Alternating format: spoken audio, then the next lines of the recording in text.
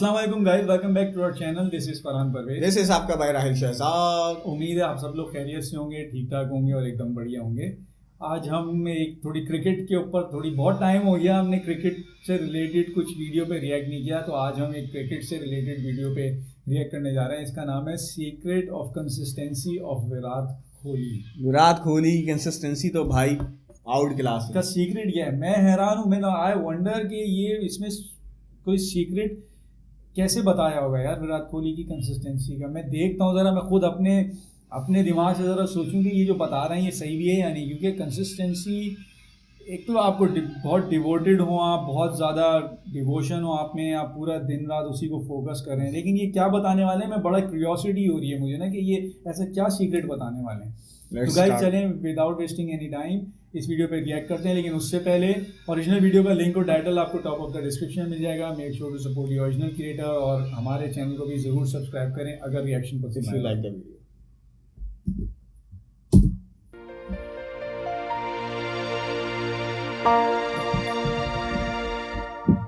जीतने वालों को मेरा सलाम। अगर कंसिस्टेंसी के लिए टैलेंट सबसे ज़रूरी होता तो रोहित शर्मा ज़्यादा कंसिस्टेंट होते। अगर एटीट्यूड ज़्यादा ज़रूरी होता तो रहाणे विराट कोहली से ज़्यादा कंसिस्टेंट होते।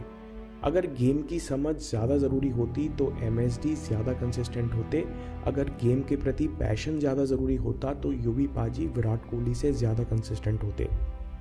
आरसीबी वर्सेस गुजरात लायंस के मैच में 55 गेंदों में 109 रन बनाने के बाद कोहली साहब कहते हैं, it's a conscious effort to be very honest, it's more like eat sleep train repeat.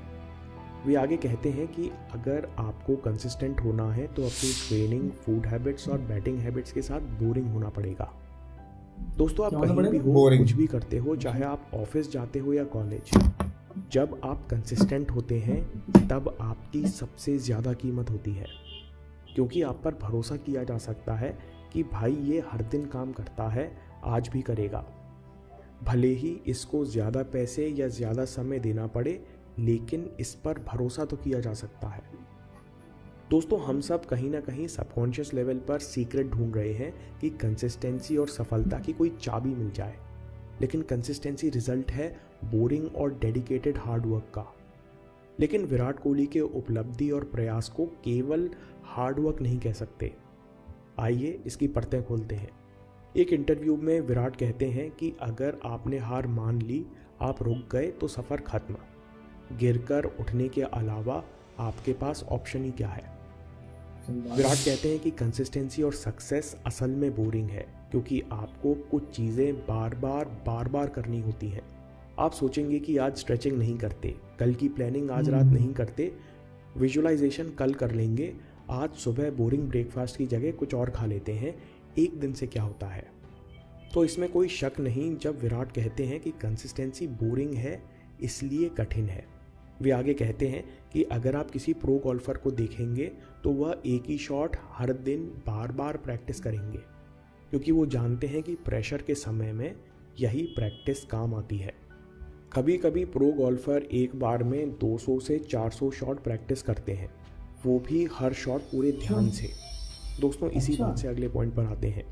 Virat कहते हैं कि कुछ भी करते समय, चाहे वो ऑन फील्ड हो या ऑफ फील्ड, आपका इरादा यानी इंटेंशन सही होना बहुत ज़रूरी है, चाहे वो 400 शॉट की प्रैक्टिस ही क्यों ना हो।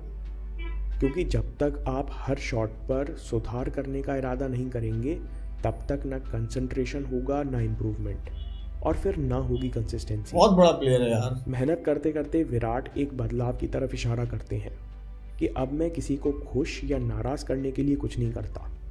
अगर मेरा इरादा साफ है और मेरा इंटेंशन सही है कि मेरा गेम बढ़िया हो जाए, तो रास्ता अपने आप बन ही जाता है। रास्ता बनने से अगले पॉइंट की सही बात है, बिल्कुल सही है। सौरव गांगुली एक इंटरव्यू में कहते हैं, मेरे दोस्त ने विराट को ट्रेनर के साथ जिम में जाते हुए देखा। वो अभी अभी वाइजैक टेस्ट में 167 रन की लंबी पारी खेलकर आ रहे थे। गांगुली कहते हैं कि मेरे दोस्त जो खुद एक क्रिकेटर रह चुके हैं, वो विराट कोहली से पूछते हैं, अभी आपने 6-7 घंटे बैटिंग की है, अभी आप जिम क्यों आए हो? तो विराट कहते हैं कि मैं 167 जैसे स्कोर्स को टेस्ट डबल टन्स और ट्रिपल टन्स में बदलना चाहता हूँ। ये केवल तभी हो सकता है जब मैं थकी हालत में भी वर्कआउट कर सकूं। इस स्थिति में मैं अपनी शारीरिक और मानसिक सीमाएं तोल पाऊंगा और तभी मैं सही मायनों में लंबी इनिंग्स के लिए तैयार हो पाऊंगा। विराट कहते हैं कि मैंने अपना गेम और शरीर किसी से बेहतर या अलग बनने के लिए नहीं बदला। 2012 में ऑस्ट्रेलिया के टूर में मैंने महसूस किया कि क्रिकेट का टेम्पलेट बदल रहा है। एक टीम एक टेस्ट मैच में आधे ओवर्स के हिसाब से औसतन 225 ओवर्स बॉलिंग करती है। उन्होंने 4 टेस्ट मैच में यानी करीबन 900 ओवर्स में लगातार अच्छी बॉलिंग की। हमको मारने के लिए बॉल नहीं मिल रही थी।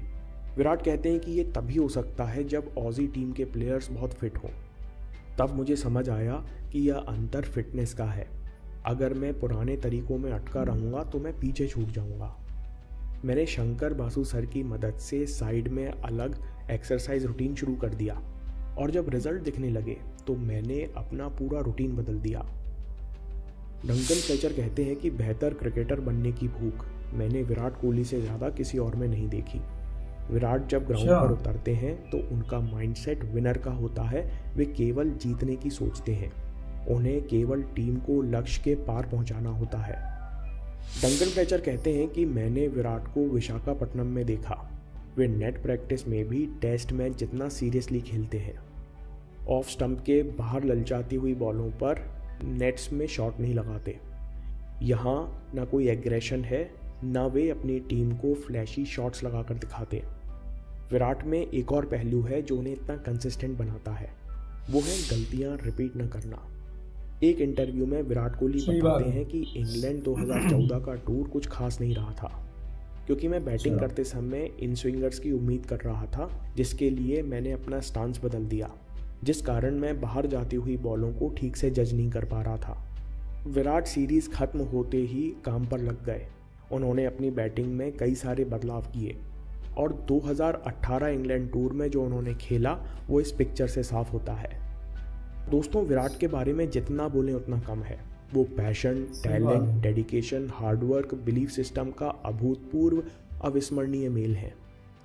दोस्तों, इस वीडियो से 2 बातें मैं अपने साथ लेकर जाना चाहूँगा।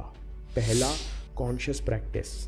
वो है छोटी छोटी बोरिंग दिखने वाली चीज़ों को कॉन्शियस रहकर, सचेत रहकर पूरा करना कि ये बड़ी मशीनरी में छोटा मगर महत्वपूर्ण हिस्सा है। हमें पूरे समय सचेत रहने की ज़रूरत है, चाहे वो डाइट मेंटेन करना हो या फिर स्लीपिंग हैबिट सुधारना या सुबह जल्दी उठना। दूसरा, कांस्टेंट इम्प्रूवमेंट। हमारे पास समय और एनर्जी सीमित है, इसलिए हर बार चुनिंदा चीज़ों में बेहतर करने की कोशिश करना, हर बार गलतियां पकड़कर सुधारते जाना, ऐसा सोचकर कि इम्प्रूवमेंट भले ही कठिन है लेकिन इसकी कोई सीमा नहीं है। अगर लगातार सही तरीके से प्रयास किया जाए तो कई सारे रिकॉर्ड्स तोड़े जा सकते हैं और सीमाएं लांघी जा सकती हैं।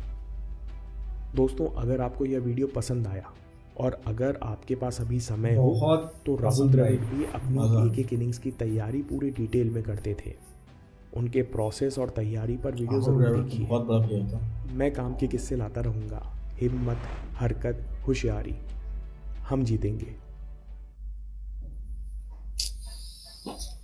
अच्छी वीडियो थी यार, और बहुत वो थी कि इंसान ध्यान से देखे ना, बिल्कुल पलकें झपकाए बगैर देखे, इतनी मैसेज था पूरी वीडियो के अंदर के भाई। अच्छा, एक उसने बैकग्राउंड भी कुछ ऐसा मेंटेन करा हुआ था ना, आवाज एक स्लो और कोई नॉइज नहीं और म्यूजिक भी ऐसा, तो इंसान जो है ना एकदम ऐसा लग रहा था कि कोई सीरियस मूवी चल रही है और बहुत क्लाइमेक्स पे चल रहा है और हम बिल्कुल ऐसे बैठे हुए थे यार, हम तो रिएक्ट भी नहीं कर पाए सही से, हमारी तो आंखें।